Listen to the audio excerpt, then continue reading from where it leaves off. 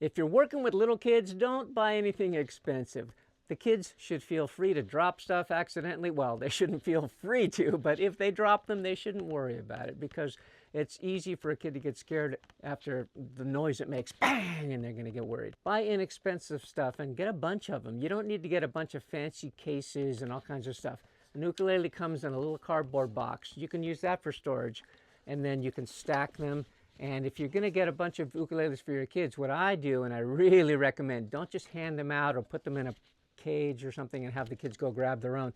Assign them specifically. This particular ukulele belongs to this kid. You can get little stickers, those little easy pull stickers, and pop them on the back with the kid's name.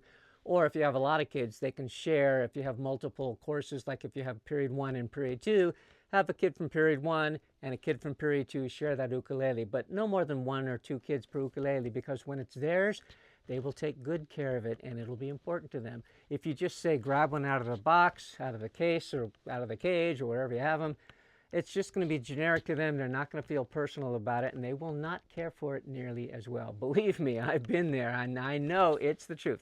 Give them their own baby. And when you're choosing instruments for your class, well, you can always ask me, because I've set up a lot of school programs and I can tell you exactly what you're going to need. Just email me, find me, and we'll talk. Tuning pegs are the big deal. Like I mentioned earlier, cheap tuning pegs will make you just not even want to play these things, because it won't stay in tune and you won't know why.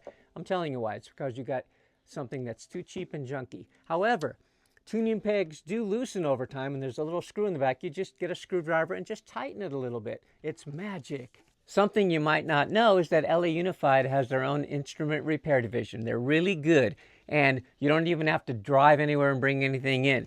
You call them up, you describe what's going on, they'll give you a little code number you print out, and you put the tag on the instrument, bring it down to the office.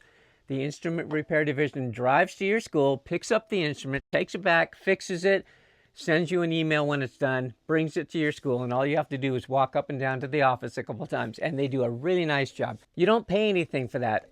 It comes out of the school budget, but if you have a music program, that's got to be built into the program, because things break and they need to be repaired. So use them if you break stuff. Although if you have like a $50 instrument and it breaks, it's not worth it to repair, because the cost of repairing a cracked neck or something on a $50 instrument is probably more than the cost of the instruments, so just replace them. But in my class, I always had $300 or $400 instruments, and once in a great while they had damage, and so in that case I would just have the instrument repair division fix them, and that's really good for more expensive instruments. If you have cheap stuff, inexpensive stuff, just buy more instruments, because that's why you're buying the inexpensive stuff. You got to build into your plan. You know some of that stuff is going to get smashed, and you don't want the kids to freak out when they drop stuff. Just let them know that it's okay, which of course you already know that, and then just get some new stuff.